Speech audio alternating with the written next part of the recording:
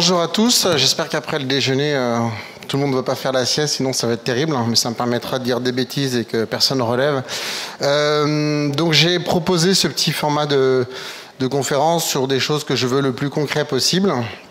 Donc j'ai travaillé en fait en novembre dernier, j'ai repris un site internet. Un site e-commerce. En fait, je me suis dit, tiens, je donne tout le temps des conseils aux autres. Donc, j'avais quelques sites à moi, mais c'est vrai que le e-commerce, j'avais jamais essayé. Et donc, je me suis dit, ok, je vais appliquer mes propres conseils. Et donc, sur la fête des pères, ça a bien fonctionné parce qu'on a fait un x4 en termes de chiffre d'affaires. Ça, c'est les chiffres depuis PrestaShop. Donc voilà, c'est pas de l'analytique, c'est les chiffres concrets. Et donc ça a bien fonctionné. Juste en quelques mots, je m'appelle Emmanuel de Vaumoret et je suis en train de créer une nouvelle offre parce que je repars de zéro sur le marché du SEO. Je m'amuse à recréer quelque chose de from scratch, donc ça s'appeler Uplix. En quelques mots. En fait, j'ai voulu apporter au référencement naturel deux éléments qui commencent à faire parler de plus en plus. On avait une conférence avec Stéphane avant le déj un peu là-dessus.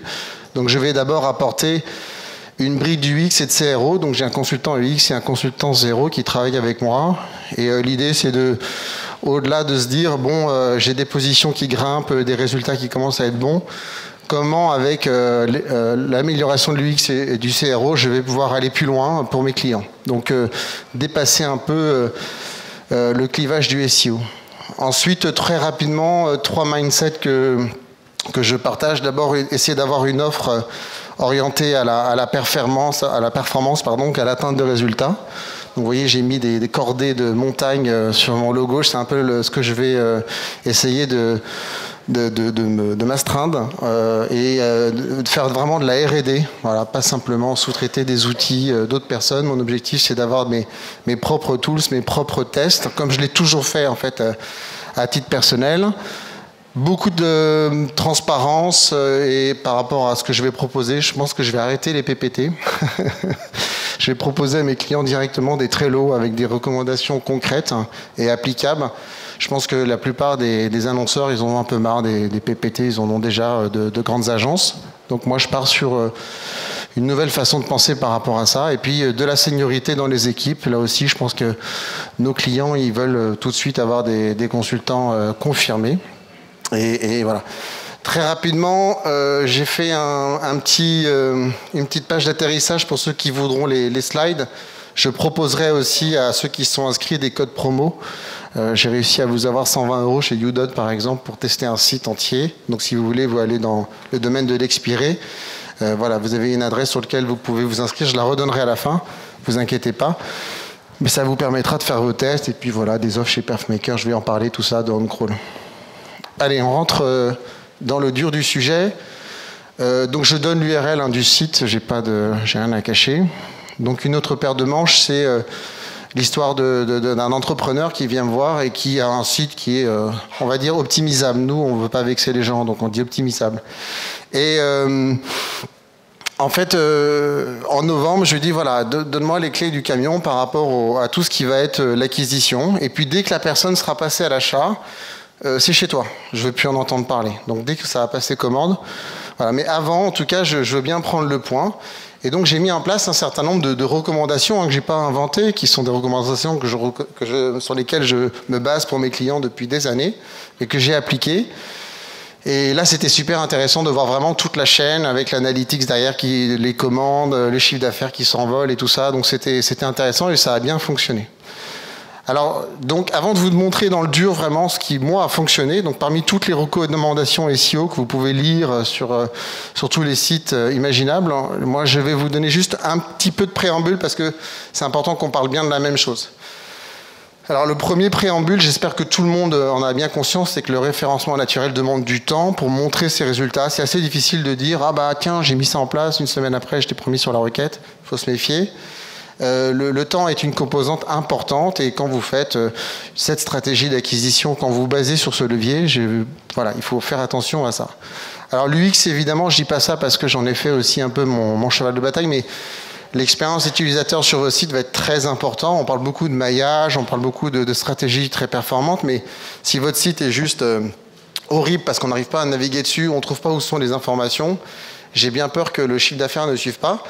Donc j'ai beaucoup travaillé sur mon site à améliorer l'UX. Alors c'est ma façon de voir les choses, il y a sûrement toujours mieux à faire. Mais j'ai beaucoup regardé ce que faisaient mes petits camarades, ce sera d'ailleurs mon premier conseil. Et j'ai essayé de faire aussi bien. Le contenu aussi, donc ça c'est voilà, c'est vraiment le gros pilier. Le contenu, ça marche énormément. Travailler son contenu, le rendre facile à lire, moi c'est quelque chose qui n'est pas du tout une zone de brillance chez moi, mais par contre ça fonctionne vachement de retravailler ses contenus. On l'a vu avec la conf d'Olivier, voilà, quand on bosse à mort son contenu, paf, ça se référence assez vite naturellement. Voilà, donc avec tout ce qui est les notions de mots-clés, les outils qui font ça. Et un petit chiffre important, donc ça c'est les chiffres de la FEVAD, il faut juste comprendre que sur un site e-commerce, sur 100 visiteurs, si vous en transformez à peu près 2, vous êtes dans les normes, c'est déjà très bien. Le chiffre officiel c'est 1,87, donc ça il faut l'avoir à l'esprit. Pour 100 visiteurs, si vous faites 2 ventes, on est bien, on est pas mal. Je ne l'ai pas vérifié, mais il paraît qu'Amazon est à 5% de conversion. Voilà, donc ça c'est chouette parce que ça permet de se rappeler est-ce que je suis bon, pas bon, est-ce que je pourrais être meilleur. Et si vous êtes au-dessus, c'est une bonne nouvelle.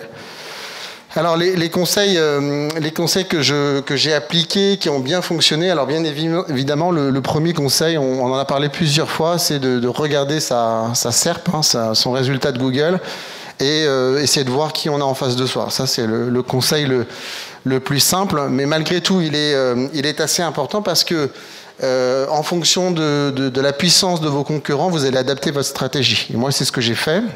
J'avais en face de moi des gens qui étaient plutôt costauds en termes de linking, en termes de contenu. Donc j'ai dû filouter un petit peu pour passer entre les mailles du filet et pour après espérer atteindre le Graal. Alors moi dans mon cas particulier, j'ai principalement qu'une seule grosse requête, c'est bouton de manchette. Et le reste, c'est des petites déclinaisons qui ne sont pas très méchantes, mais qu'il faut déjà atteindre. Donc moi, ma stratégie, c'est de commencer par les plus petites requêtes, les plus faciles, et de travailler aussi la requête principale dans un temps 2, mais sans jamais l'oublier tout le début. Alors au niveau des freins techniques, moi, je suis très énervé sur les temps de chargement. Voilà. Donc moi, c'est un sujet pour moi très important. Alors c'est amusant parce qu'on voit un petit débat, vous savez, sur Twitter. Oh ouais, le temps de chargement, est-ce que ça marche? Est-ce que ça a un impact sur le SEO? Mais non, mais oui, mais non. En fait, on s'en fout. La réponse est très simple. Là, ce qui est important, c'est d'avoir un site qui charge ultra vite, quoi qu'il arrive, en fait. Peut-être que ça n'ajoute pas, peut-être, je sais pas, j'ai pas écrit l'algo de Google, mais il est d'une évidence que vous devez travailler à mort vos temps de chargement, et il est inadmissible d'avoir un site qui charge lentement, pour quelle que soit la raison. C'est le truc numéro 1. Dans les nouvelles updates Core Vital de Google, ils communiquent dessus en disant que voilà, si votre temps de chargement passe de 1 à 3 secondes, votre taux de rombe augmente. Voilà. Donc moi, je ne sais pas quel degré d'importance ça a vis-à-vis du ranking SEO, mais enfin, je suis assez... je pense avec beaucoup de facilité que ça va augmenter de façon importante vos conversions. Donc, bossez là-dessus à mort, à mort, à mort. Moi, j'ai passé beaucoup de temps, j'ai encore du boulot. Donc, il y a PageSpeed Insight qui marche bien pour avoir des informations. Le petit français d'Airbus que moi j'affectionne particulièrement. Si je peux donner un conseil très rapide qui en général fait mouche à chaque fois, c'est de regarder le poids des images. C'est 9 fois sur 10, les images sont surdimensionnées et donc il y a un travail de clustering sur ces images, de les mettre au bon format, à la bonne taille, etc. Au niveau des freins techniques, le deuxième aussi, on y a le droit quasiment à chaque fois, ça va être tout ce qui va être le balisage chaîne. Alors en fait, là-dessus, le point moi c'est ce que j'observe, c'est d'avoir uniquement dans son contenu une balise H1, une balise H2, et éventuellement, si ça vous fait très plaisir, une balise H3, mais c'est tout, et uniquement dans le contenu. Moi, je vous conseillerais de virer toutes les balises à chaîne qui seraient dans le footer, dans le fil d'Ariane, je ne sais trop où. Moi, j'essaye de donner à Google uniquement un balisage à chaîne contextuellement sémantique. Voilà, pour que ce soit le plus clair possible. Et j'utilise pas de balisage 3 dans mon footer, comme c'est le cas sur une fois sur deux quasiment. Donc voilà, donc ça c'est les thèmes, les bons thèmes UX. Il y en a pas mal sur WordPress qui fonctionnent bien. Moi je regarde essentiellement ça sur les thèmes. Le sitemap aussi, donc le sitemap, ça c'est quelque chose que c'est marrant, je le vois assez peu finalement. Alors il y a le sitemap XML, donc ça c'est un acquis, c'est par défaut par WordPress, c'est assez rare quand on le trouve pas. Par contre, une reco qui fonctionne extrêmement fort, c'est le sitemap HTML, c'est-à-dire un plan du site à l'ancienne. Alors c'est quelque chose qu'on ne voit plus parce que c'est vrai, hein, on se dit qui va aller sur le plan du site, cliquer sur la forêt, machin, bon c'est clair. Mais en fait, indirectement Google lui trouve ça et ça lui permet de lui donner à un clic de la home l'ensemble des pages de votre site. Voilà. Donc quand j'avais bossé pour Vogue, on avait fait un plan du site, donc c'était les années. En dessous des années, on avait les mois qui correspondaient évidemment à l'année. Donc par exemple, j'avais 2010, janvier, février, mars. Et quand je cliquais sur mars, j'avais tous les articles de mars 2010. Voilà. Donc en 2 clics, j'avais donné à Google à manger l'ensemble de mes articles sur l'ensemble de mes années.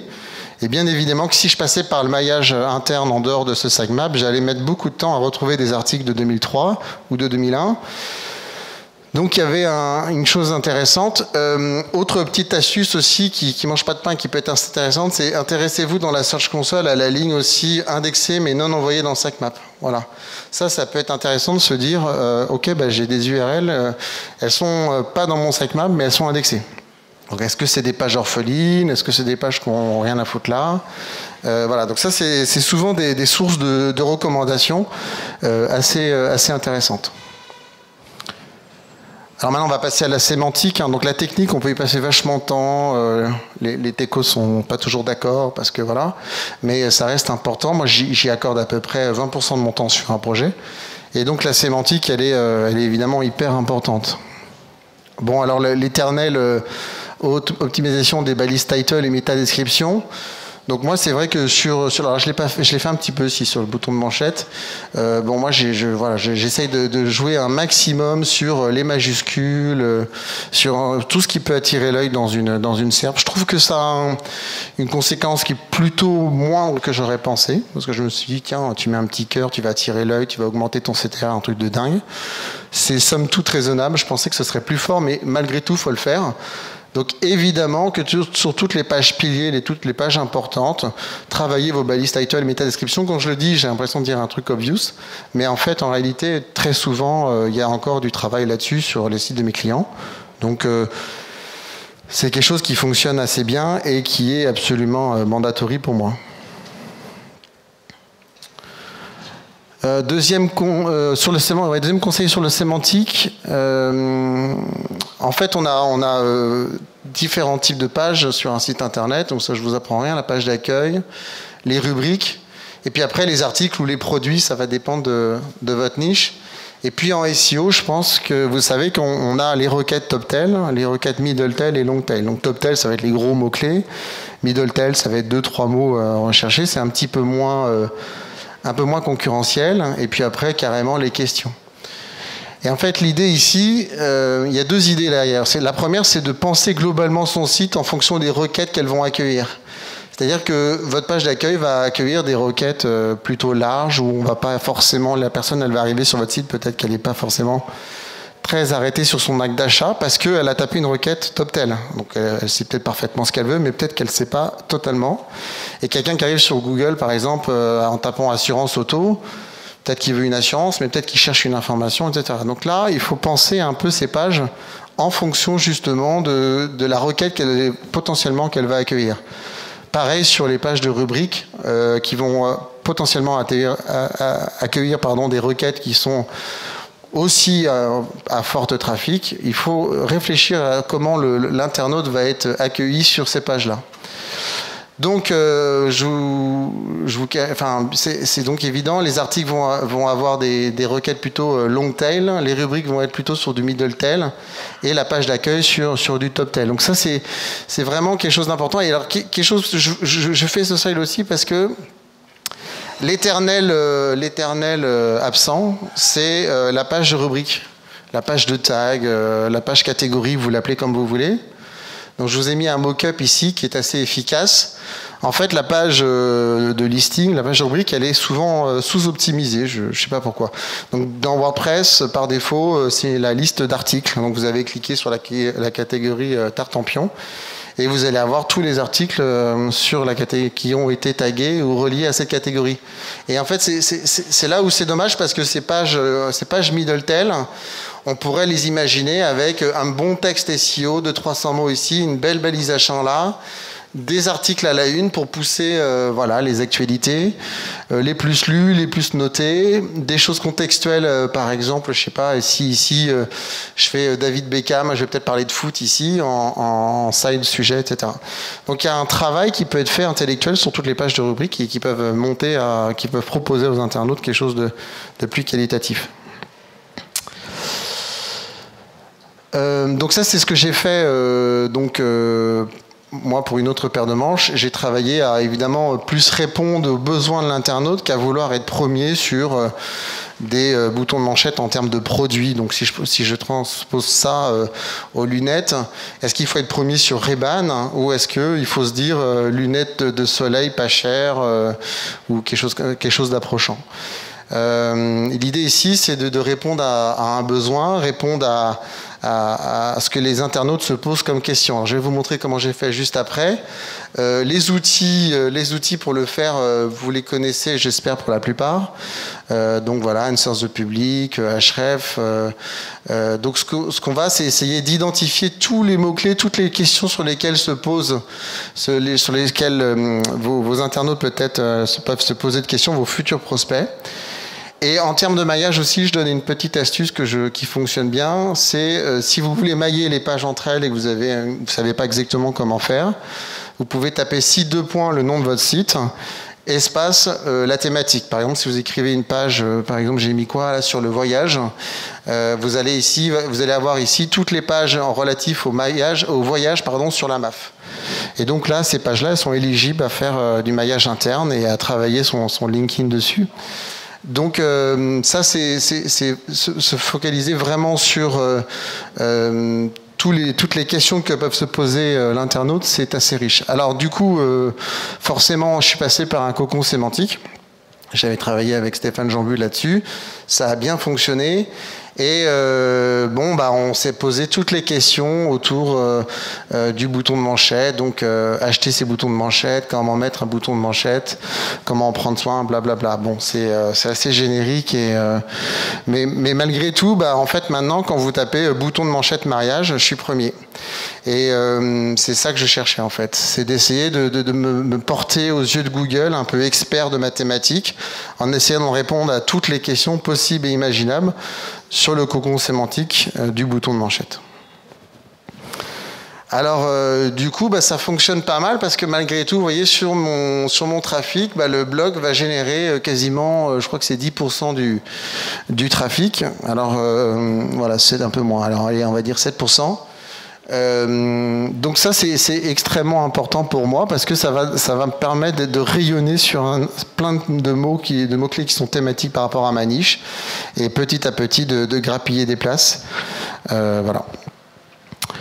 Les erreurs 404, alors ça aussi c'est quelque chose qui fonctionne bien, on voit beaucoup de choses écrites là-dessus. En fait, je trouve que le plus simple c'est de se baser sur la Search Console et d'essayer de regarder en fait les erreurs qui sont remontées dessus. Typiquement pour moi c'est une reco assez pratique et agile. Quand vous corrigez les erreurs 404 qui sont remontées dans la Search Console, si jamais elles sont un peu nombreuses, vous avez un effet cliquet qui est quand même assez immédiat, assez rapide. Pourquoi? Parce qu'on peut imaginer que Google, voyant beaucoup de codes réponses voilà, type erreur, se pose des questions et du coup va dégrader un peu votre classement et inversement. Voilà. Donc ça, c'est quelque chose d'assez efficace que j'ai remarqué plusieurs fois d'aller regarder les erreurs dans la Search Console. Attention aussi pour le e-commerce au SOF 404. Donc les SOF 404, ça va être une page par exemple qui dit désolé, ça marche pas, ou il n'y a plus de produit, ou enfin ça semble retourner une erreur sur le contenu, mais la page va pas retourner une 404, elle va retourner une 200. Donc 200 pour Google, ça veut dire tout se passe bien, j'ai pas eu de souci. Sauf que maintenant il se fait plus avoir. Et donc il va remonter les soft 404, je sais pas si voilà, j'en ai ici. Et il va les remonter, il va dire écoute, ces deux pages-là, elles retournent une 200, mais pourtant, moi je pense que la page me paraît un peu vide. Il y a un souci. Alors du coup, la duplication de contenu et tout ce qui va être la duplication, alors soit la duplication exact ou le near duplicate. Moi j'aime bien le tool d'Anthony sur SEO Quantum. C'est vrai que en fait ça permet de regarder en fait de travailler beaucoup sur votre sémantique avec les contenus longs qui n'ont pas forcément beaucoup de liens, les pages orphelines, les pages qui sont cannibalisées. Voilà, vous avez toutes les thématiques qui sont remontées et vous pouvez bosser sur plein de leviers sémantiques sur votre site. Donc je trouve qu'il y a pas mal d'insight dans cet outil-là. Et l'outil va calculer automatiquement le magage interne, le scoring sémantique, et vous donner pas mal d'insights rapidement. La duplication de contenu, évidemment, est l'un des premiers problèmes où avec 2 pages, on risque de se faire de l'ombre. Et donc, on parle du cosinus de Salton. Je vous laisse regarder sur Internet les longs articles qui sont au-dessus. Mais voilà, donc du coup, l'idée, c'est de travailler toutes les sémantiques qu'on a sur un article et d'essayer d'éviter les pages qui peuvent se faire de l'ombre l'une contre les autres. Dernier point sur la sémantique qui fonctionne bien, travaillez vos marronniers.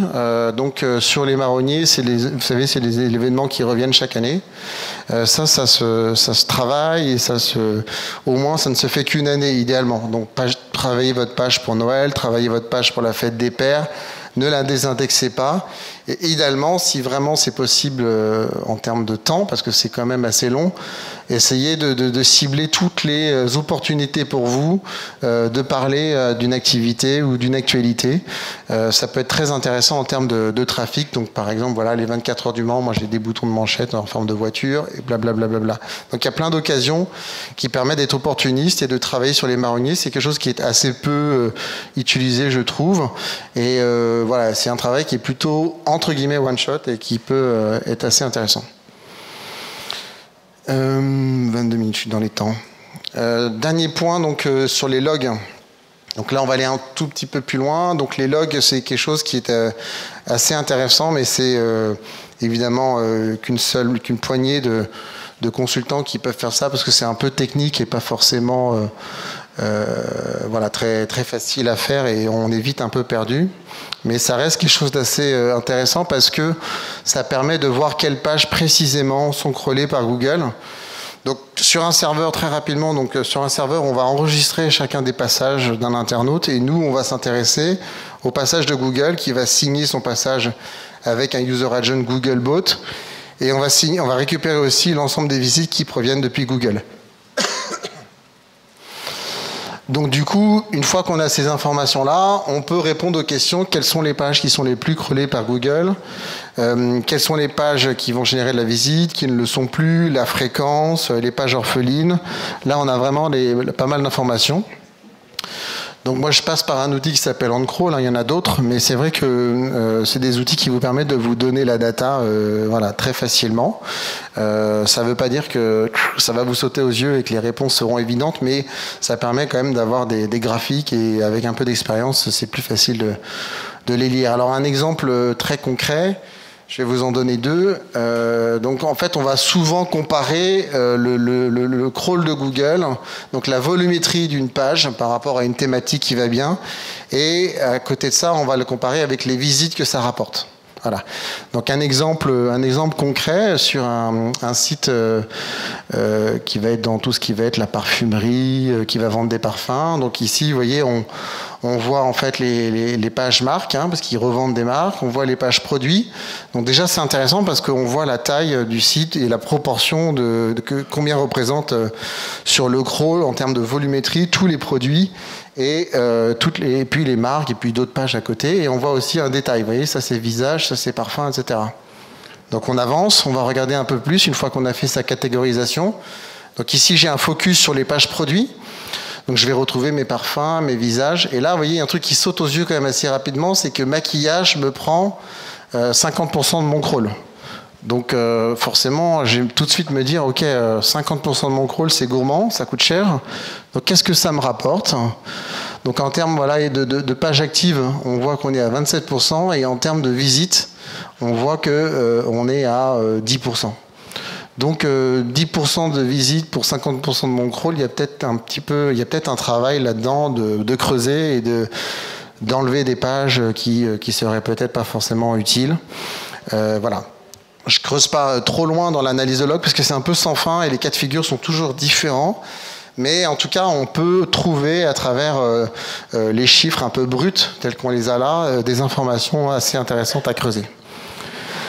Alors, sur la dernière ligne droite, moi je voulais simplement vous montrer très concrètement des choses que j'ai faites et qui m'ont semblé être vraiment utiles pour mon chiffre d'affaires et pour augmenter les ventes. Alors le premier point, c'est de jouer sur les sur les CTA, call to action.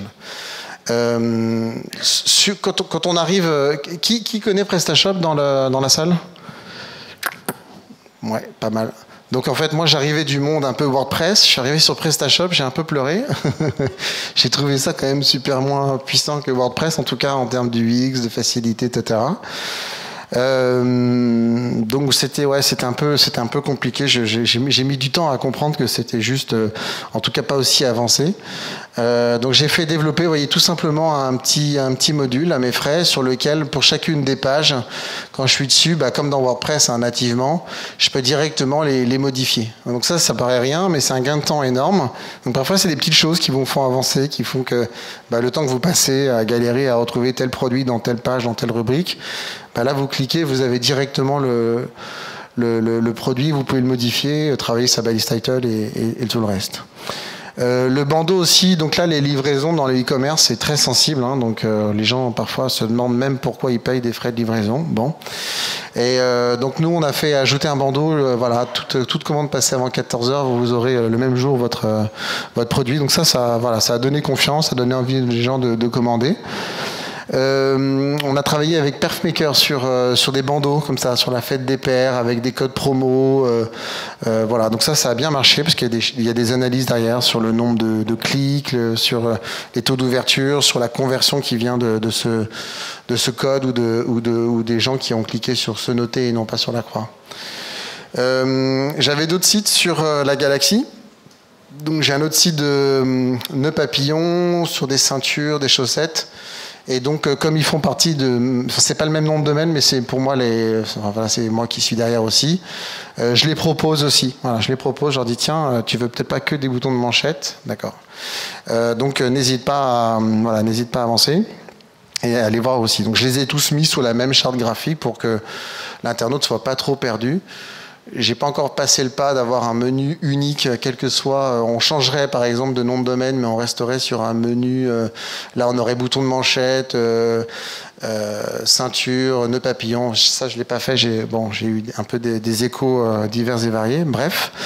Un petit bubble ici aussi qui permet à tout moment de revenir sur les produits et d'avoir des produits facilement. L'automatisation des paniers abandonnés, voilà, c'est un truc assez simple, c'est des extensions qui font ça nativement, donc ça marche assez bien. Et je finis sur la dernière ligne droite avec la stratégie de popularité, donc ça c'est quelque chose d'important. Alors il y a beaucoup d'encre qui coule sur les liens. Le fait est que malgré tout, quand vous attendez comme ça que quelqu'un fasse un lien vers votre site internet, vous allez dire ouais, je suis un mec sympa. C'est souvent un peu long, sauf si votre énergie évidemment est extrêmement poussée dans la création de contenu, voilà, comme Olivier, où forcément il y a plus naturellement des liens qui viennent. Mais malheureusement, c'est pas toujours facile d'avoir autant d'énergie dans la création de contenu. Et parfois, on est juste un site e-commerce, donc la vocation du client, c'est surtout de pousser des produits. Donc, les liens externes, voilà, on va pas se mentir, ça fonctionne bien quand c'est bien fait, quand c'est pas trop agressif. Ceux qui veulent avoir des techniques agressives, ils peuvent. J'aime bien cet exemple-là, donc extracteur de jus, le premier en SEO, ce qui est plus le cas maintenant, mais ça a été le cas pendant longtemps. C'est marine2017.fr, donc c'est un expiré, c'est le site de la campagne de Marine Le Pen. Donc moi j'ai tendance à penser dans ce cas de figure-là que les liens du site ont particulièrement participer à ce que le ranking en lui-même du site internet fonctionne fort et que ça aille très vite. Au-delà, on pourrait aussi dire que son contenu est exceptionnel et très différent des autres, mais je ne suis pas sûr que ce soit le cas. Donc vous devez évidemment travailler sur votre netlinking, sur vos liens. Alors c'est en effet pas forcément... vous pouvez faire des infographies, vous pouvez faire des vidéos, vous pouvez aussi analyser les liens qui pointent vers votre site. S'il n'y a pas des liens qui pointent en 404, c'est un outil Href remonte ce genre d'informations. Mais la théorie du lien que vous connaissez, je l'espère tous, ou pour la plupart, c'est que vous êtes quelqu'un d'intéressant qui mérite d'être bien classé. Et plus des gens intéressants parlent de vous également, plus vous-même, vous allez être bien classé dans cette notion de PageRank avec un lien qui vient vers vous. Vous vous envoyez des liens vers les pages internes. Et puis, ça, une fois, vous allez faire un lien externe et on reboucle. Voilà, donc le TrustFlow, c'est le nouvel indicateur SEO, c'est l'indicateur SEO qui permet, après le PageRank, de connaître l'indicateur de confiance et de quantité sur du netlinking avec toutes les thématiques. Très rapidement, ce qui est compliqué dans le netlinking, et c'est pour ça que ça fait couler beaucoup d'encre, c'est qu'il y a énormément de dimensions dans un lien. C'est-à-dire qu'il y a la dimension de l'encre, il y a la dimension de follow, no follow. C'était Kevin qui avait fait ce slide, je le trouvais hyper bien fait. La puissance en lui-même, la thématique du site, la sémantique de la page, et puis le rapport TrustFlow, StationFlow. Donc il y a énormément d'indicateurs à prendre en compte. Et si on veut faire du linking, saisir une opportunité ou pas d'un lien externe, il y a tous ces paramètres à prendre en compte. Et on a vite fait de se tromper, et une erreur peut être un peu compliquée. Une stratégie que j'ai mis en place, que je vous donne ici, c'est que moi je crée mes propres réseaux de sites, sauf que je fais pas de la quantité, c'est-à-dire que je vais créer un blog sur les chemises ou sur les ceintures et je vais créer du vrai contenu. Alors ce sera pas ultra poussé parce que je peux pas y passer un temps fou, mais c'est pas industriel. Voilà, donc je passe par UDOT, je prends un nom de domaine expiré pour qu'il ait un petit peu plus de puissance et après je vais poser un WordPress dessus, je vais écrire du contenu avec des vrais rédacteurs, je vais essayer de viser quelques requêtes, plutôt de la longue traîne, et du coup ces sites-là évidemment vont pointer sur mon Money Site qui est une autre paire de manches. Donc moi j'estime que, on ne sait pas si je suis grey, black hat, white hat, en tout cas il n'y a pas une vraie volonté de tromper qui que ce soit. Le souhait pour moi c'est de créer autour de moi un écosystème de sites, de blogs satellites sur lesquels je travaille, sur lesquels j'ai une vraie identité visuelle, sur lesquels je passe un peu de temps, donc qui sont pas spécialement pas chers, mais qui sont pas non plus hors de prix quand c'est un petit peu industrialisé. Donc sur UDOT, vous avez 3 offres comme ça, dont une offre qui est à 10 € par mois. Donc c'est pas des sommes complètement folles. Je vous donnerai un code promo pour ceux qui sont inscrits si vous voulez tester l'offre Silver. Ça revient à 120 €. Et donc du coup, une fois que vous avez votre nom de domaine, ils vous proposent eux-mêmes la gestion du nom de domaine, 3 contenus, des backups quotidiens, donc c'est plutôt pas mal. Et l'avantage de ça, c'est que au lieu d'aller acheter un gros backlink sur BFM, on peut travailler sur une petite stratégie de contenu, une niche, une thématique, répondre à une question précise de façon plus complète sur un blog. Et voilà, et ça fonctionne et ça emmène de la sémantique. Je finis juste encore, si j'ai encore 1 minute. Après, la dernière ligne droite qui est qui fonctionne bien, c'est toute la stratégie de réseau social. Donc, c'est d'essayer de se donner de la visibilité sur Pinterest, sur Twitter, en essayant d'être attractif. Donc là, je vais pas aller trop loin, mais une fois qu'on a fait tout ce que j'ai dit avant, c'est vrai que c'est une bonne finalité, en essayant d'avoir des visuels, de donner envie aux gens de cliquer, en faisant, vous savez, le système des likes et tout ça. Voilà. Donc ça permet de créer de la puissance et créer de l'interaction avec votre site, pas uniquement via Google. Voilà, donc je vous remercie beaucoup pour votre attention. Merci.